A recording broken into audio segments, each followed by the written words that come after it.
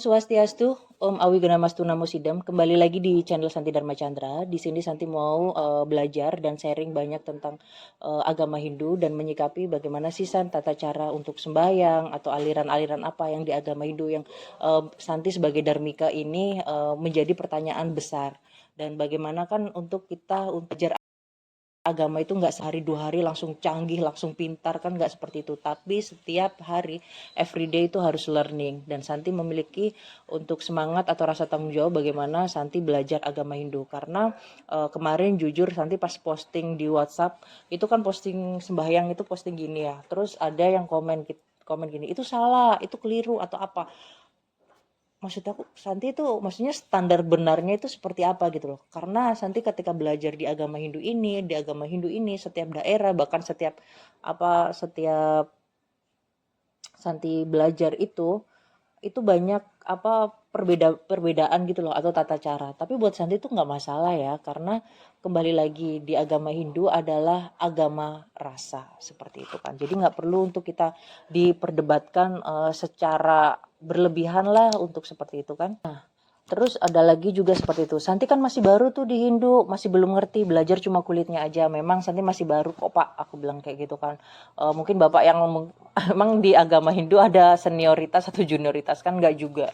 Jadi kita sama-sama belajar. Jadi ketika mencela seperti itu sih jujurnya bikin down Santi juga sih. Terus ada juga apa ya,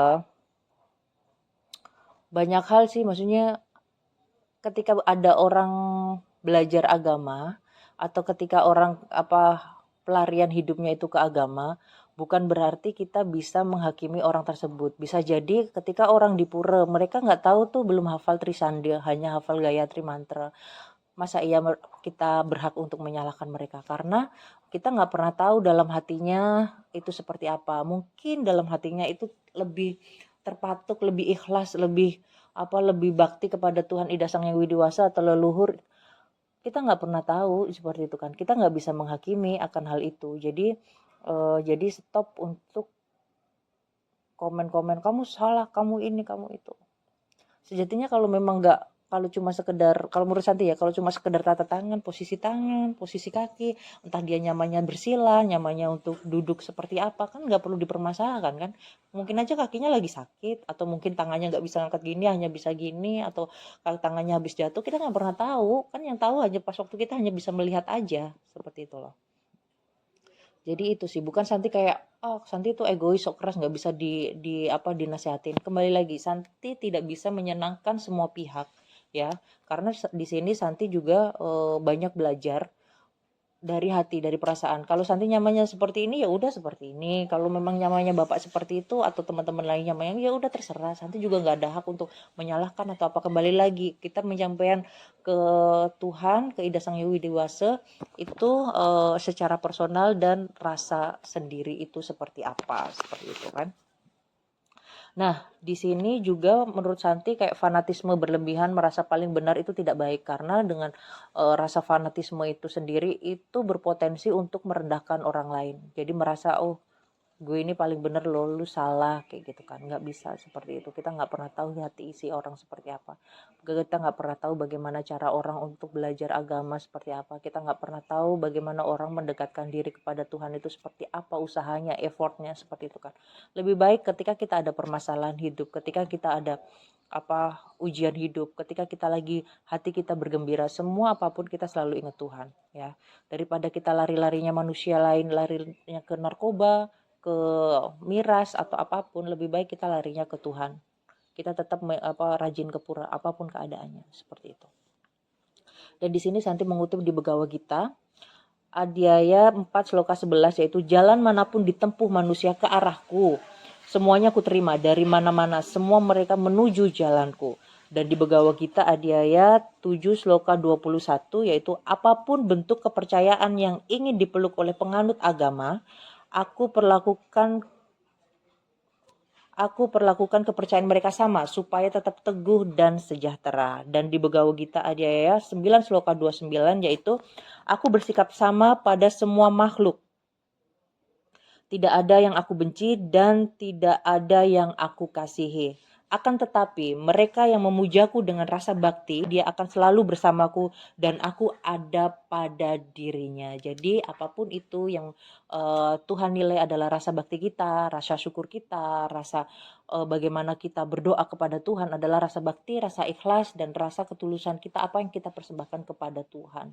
Karena yang tahu hati dan pikiran manusia dan sikap perilaku apa sejatinya itu hanya Tuhan, bukan manusia. Manusia hanya melihat, tapi Tuhan bisa melihat hati kita, seperti itu. Jadi buat teman-teman yang masih belajar agama Hindu atau baru pemula, para dharmika, atau siapapun yang mungkin dari lahir terus belajar di agama Hindu, tidak perlu minder, tidak perlu apa, bahwasanya Tuhan Ida Sang Yang Widiwasa dan leluhur adalah beliau yang menerima kita seada-adanya, beliau yang melihat hati kita, beliau yang melihat ketulusan kita, bukan manusia. Jadi tidak perlu takut, oh aku takut salah, aku takut ini, takut itu, nggak perlu. Penilaian manusia hanyalah bumbu dalam kehidupan, bukan tujuan kita untuk menyenangkan orang. Tapi kalau kita udah fokus kepada Tuhan, kepada leluhur kita, pendapat manusia akan mengikuti itu. Jadi terserah mereka mau berucap apa, yang penting kita tetap tidak mengganggu kehidupan orang lain, tidak merasa paling tinggi, tidak merasa paling paling benar dengan merendahkan orang lain. Yang penting bakti kita, fokus kita kepada Tuhan, seperti itu kan. Nah, di sini Santi pernah DM salah satu artis, beliau juga dharmika juga, menantu dari Sulinggih juga. Kak, ayo dong konten tentang agama Hindu, tapi beliau nggak mau karena merasa takut untuk belajar agama, maksudnya wawancara agama Hindu, takut salah, takut dijat nanti seperti itu. Karena pas waktu itu Santi pernah lihat postingannya itu, dia lagi posting sembahyang ya kan, terus kakinya itu bersila, terus ada yang ngomen salah lah, inilah atau apa, kita nggak pernah tahu loh, bisa jadi itu kakinya kan lagi sakit, atau mungkin nggak bisa langsung yang duduk bertumpu lama-lama, takut kesemutan atau apa namanya, kita juga masih baru Kak gitu kan. Jadi kita nggak bisa langsung dalam posisi benar kayak posisi sembahyang sempurna, semuanya berproses gitu loh. Kita hafalin Trisandya juga nggak langsung sehari langsung hafal, butuh proses seperti itu kan. Jadi karena menurut Santi Hindu adalah tempat pulang untuk yang terbaik. Bagaimana kita Santi memperbaiki karma untuk tujuan Santi ya, karena balik lagi Santi tidak bisa menyenangkan banyak orang meskipun Santi punya media channel seperti ini, karena fokus Santi adalah bagaimana Santi memperbaiki karma Santi. Mungkin dulu kurang baik, Santi ingin jadi lebih baik dengan masuk di agama Hindu seperti itu. Dan di sini untuk Santi melihatnya bahwasanya Tuhan itu tidak pernah pilih kasih loh. Ida Sang Yang Widiwasa itu tidak pernah pilih kasih terhadap siapapun yang ada di dunia ini. Contohnya, misal Tuhan menciptakan matahari sang surya, ya, lalu menyinari dengan satu matahari bisa menyinari semua negara, semua suku, semua agama, semua aliran, sekte atau apapun tanpa pilih kasih. Karena beliau adalah sosok yang maha penyayang, karena beliau menunjukkan kuasanya, rasa cintanya tanpa harus memilih-milih, oh ya ini cuma agama ini aja deh aku sinarin untuk mendapatkan sinar matahari. No, tidak seperti itu, karena di dalam beliau adalah semua makhluk dikasihi, diberikan sinar yang sama seperti itu. Dan yang membedakan adalah bagaimana rasa kita berterima kasih kepada Tuhan, bagaimana rasa berterima kasih kita kepada leluhur kita, bagaimana bakti kita, itu Tuhan yang lebih mengetahui, seperti itu. Jadi tetap untuk semangat buat teman-temanku yang mau belajar agama dan spiritual agama Hindu, nggak perlu takut, nggak perlu minder. Jadi itu yang harus kita berikan semangat, bahwasanya kita tetap belajar di jalan Dharma, seperti itu. Nah, di sini Santi belajar dari sosok Empu Kuturan ya kan, karena beliau adalah menurut Santi adalah seperti superhero lah. Superhero karena mampu menyatukan sekte-sekte atau aliran-aliran yang ada di agama Hindu. Nah, di sini Santi mau belajar dari sosok Empu Kuturan, bahwasanya sosok Empu Kuturan menurut Santi adalah superhero lah. Superhero bagaimana menyatukan sekte-sekte atau aliran-aliran yang di agama Hindu. Karena banyak sekali tuh pertanyaan-pertanyaan teman-teman, Santi kamu aliran apa sih, sekte apa, seperti itu kan. Aliran apa ya, kalau Santi sendiri tuh kayak kalau sembahyang juga masih sering pakai bahasa Indonesia. Santi masih sering curhat pakai bahasa Indonesia.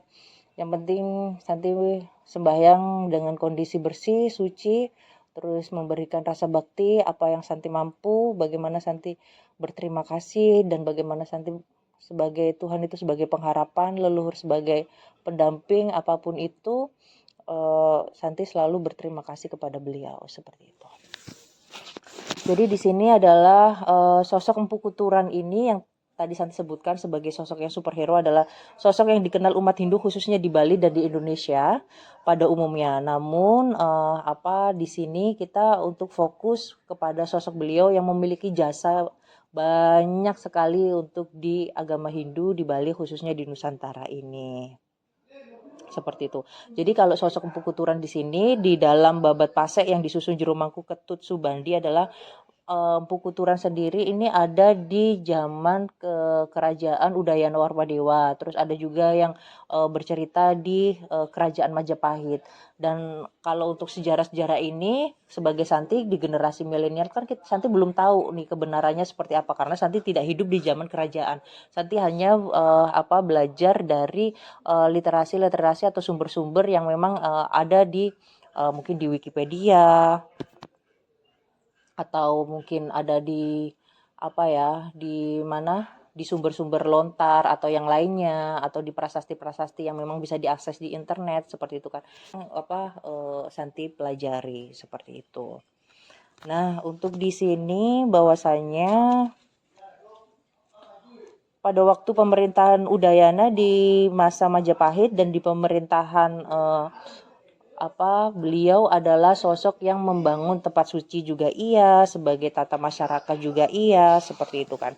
Dan di dalam prasasti Bebetin Berangat tahun 989 Masehi disebutkan nama lengkap Raja Udayana adalah Sri Dharma Udayana Warmadewa, arti kata Warmadewa adalah raja pelindung untuk kesejahteraan masyarakat ditemui di prasasti Belanjong Sanur yang berangkat tahun di 913 Masehi, seperti itu. Nah, balik lagi di sini kita lanjut di Empu Kuturan ya. Empu Kuturan menjadi salah satu sosok yang sangat berkontribusi dalam menyusun tatanan masyarakat Bali, yaitu pembangunan dari Trikhayangan di Bali atau lebih dikenal di Desa Pekraman menjadi nafas bagi budaya di agama Hindu. Dan Empu Kuturan merupakan salah satu panca pandita yang tiba di Bali pada hari Rabu Kliwon Wuku Pahang Maduraksa tanggal Peng 6 Chandra Segala Agni suku Babakan atau tahun Saka di tahun 923. Kalau untuk di Masehi kan itu di tahun 1001 Masehi yang berkaitan dengan Siwa Buddha yang ada di Bali. Selanjutnya berpayangan di Pura Silayukti yaitu di Padang. Seperti itu. Nah, di sini juga dari adanya lontar calon arang dapat diketahui Empu Kuturan itu berasal dari Jawa Timur, yaitu tepatnya di Girah ya, mungkin di Kediri Jawa Timur ya. Seperti itu. Jadi kalau ada pro kontra tentang sejarah ini paling benar, paling apa atau apa seperti itu karena banyak kan cerita-cerita seperti itu kan. Yang penting nanti Santi belajar dari beberapa sumber seperti itu. Kalau teman-teman punya sumber lain nanti bisa direfleksikan di kolom komentar. Jadi untuk beliau berangkat ke Bali itu dengan 3 faktor, yaitu memenuhi permintaan raja atau suami istri dari Raja Udayana Warmadewa yaitu Gunapraya Dharmapatri dan bertahta di Bali ini di tahun 910 tahun Saka sampai dengan 988 Masehi sampai tahun di 1011 Masehi yang memerlukan keahlian beliau di bidang adat dan agama untuk merehabilitasi dan menstabilisasi timbulnya ketegangan dalam tubuh masyarakat Baliage. Nah, yang kedua adalah karena bertentangan dengan istri beliau nih yang menguasai magic untuk itu ya kadang faktornya ini yang Santi pelajari dari sebuah artikel. Sebab itu istri beliau ditinggalkan di Jawa, dijuluki dengan Walu Nateng Girah atau Rangda Nateng Girah yaitu jandanya Raja Girah. Dan nomor 3 adalah beliau Empu Kuturan adalah sebagai biksuka. Beliau Empu Kuturan mengutamakan ajaran Dharma daripada untuk kepentingan pribadi beliau. Dan di sini Santi banyak belajar dari Empu Kuturan bahwasanya jasa Empu Kuturan di Bali ini itu banyak sekali, yaitu salah satunya adalah menyatukan sekte yang ada di Bali. Sebelum di Bali mengenal Trikhayangan, Bali memiliki 6 sekte besar. Jadi di artikel-artikel ini ada yang bilang 6 sekte besar, ada yang bilang 9 sekte juga iya. Terus ada juga yang 13 sekte juga ya, untuk masalah benar atau tidaknya Santi belum tahu ya untuk validnya seperti apa, karena itu memang dari sumber-sumber artikel yang memang Santi baca seperti itu. Nah, kita untuk bahas di 6 sekte tersebut, yaitu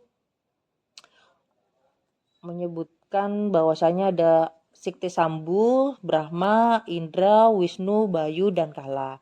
Dan untuk akan tetapi menurut Ida Pedanda Gedewayahan Wanasari dalam lontar Sadagama, 6 sekte agama Hindu di Bali adalah Brahma, Vaishnava, Siawa, Buddha, Kala, dan Bayu. Nah, itu untuk sumber-sumbernya yang memang untuk nanti baca di artikel ya. Jadi untuk mana yang benar ya sesuai bagaimana kita baca untuk sumber literasinya.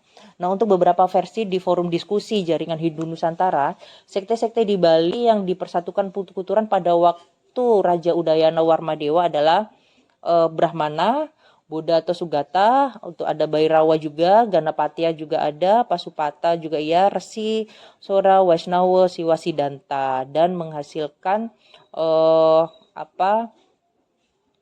nanti menghasilkan ketika maksudnya Empu Kuturan memanggil ketua-ketua sekte itu agar tidak ada perdebatan atau sampai percekcokan atau ada huru-hara, perdebatan mana yang paling dewa, mana yang paling memiliki Tuhan. Jadi dipersatukan seperti itu. Dan Empu Kuturan mengundang nih para pemimpin ini dari sekte ini, mengundang ini dengan bijaksana sehingga ada dalam suatu pertemuan sehingga menghasilkan yaitu satu paham dijadikan dasar di Bali, berarti di dalamnya telah mencakup seluruh paham sekte yang berkembang di Bali saat itu. Dan yang kedua adalah dalam setiap desa Pakraman atau desa adat dibangun kayangan 3, yaitu Pura Bali Agung, terus Pura Puseh dan Pura Dalem. Dan di dalam rumah atau sangga biasanya itu kan ada rong telu ya. Jadi itu untuk menggambarkan beliau sosok Trimurti, yaitu Siwa, Dewa Wisnu, dan Dewa Brahma. Seperti itu. Itu untuk yang saya pelajari. Dan tujuan Trikayangan oleh Empu Kuturan tujuannya apa? Yang pertama untuk pura desa, yaitu tempat pemujaan Dewa Brahma nih. Dan fungsinya sebagai untuk alam semesta ini. Dan untuk Pura Puseh yaitu tempat pemujaan Dewa Wisnu dengan fungsi sebagai pemelihara. Dan untuk Dewa Brahma itu kan Dewa Pencipta ya, dan untuk Dewa Wisnu adalah sebagai pemelihara, dan untuk Pura Dalem adalah tempat memuja Dewa Siwa dan wujud Dewi Durga, yaitu sebagai pelebur untuk adi alam semesta.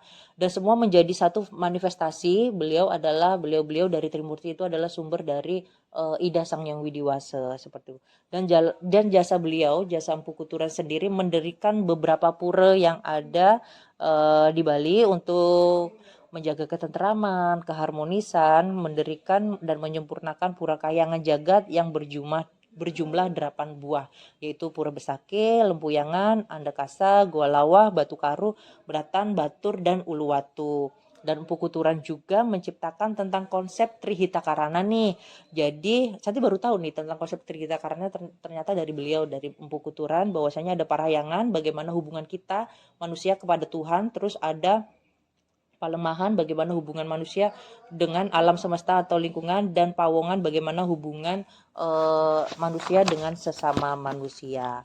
Dan kehadiran Empu Kuturan di Bali ini didukung oleh sumber-sumber prasasti, misal di Desa Srai, Kecamatan Kintamani tahun Saka 915 atau di 993 Masehi, di Desa Batur, Kecamatan Kintamani di tahun Saka 933 atau di 1001 Masehi, dan Desa Sambiran di Kecamatan Tejakula di Buleleng di tahun Saka 938 atau 1016 Masehi, di Desa Batuan di Kecamatan Sukawati Gianyar tahun Saka 944 atau di 1022 Masehi, dan Desa Ujung Karangasem tahun Saka 962 atau di 1040 Masehi, dan Pura Kehen Bangli juga ada di Desa Buahan Kecamatan Kintamani di 947 Saka atau di 1025 Masehi. Itu tentang sosok-sosok Empu Kuturan yang ada di Bali dengan berbagai sumber validasi tersebut.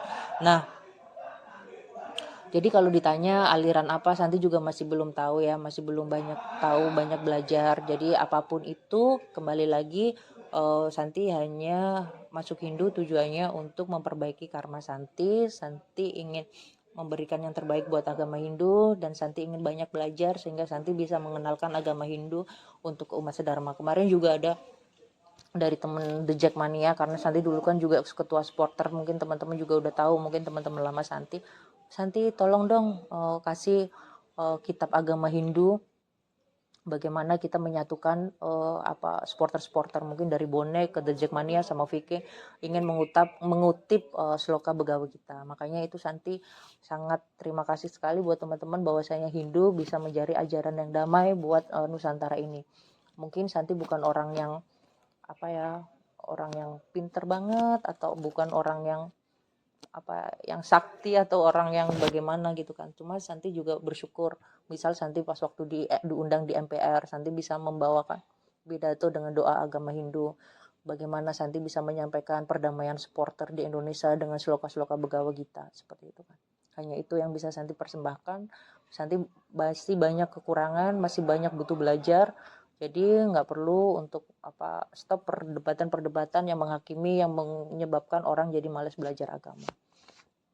Tetap semangat buat teman-teman. Jadi nanti ini untuk banyak hal. Jadi Santi ingin apa ya, banyak belajar. Mungkin Santi mencari narasumber juga nggak gampang. Makanya Santi bisa ngomong-ngomong sendiri ini karena belajar dari beberapa artikel yang bisa Santi sampaikan. Yang penting kita rawat toleransi apapun itu. Yang penting kita tidak menyakiti di manusia lain atau di kehidupan orang lain. Baiklah, mari kita tutup dengan Parama Santi. Om Santi Santi Santi Om.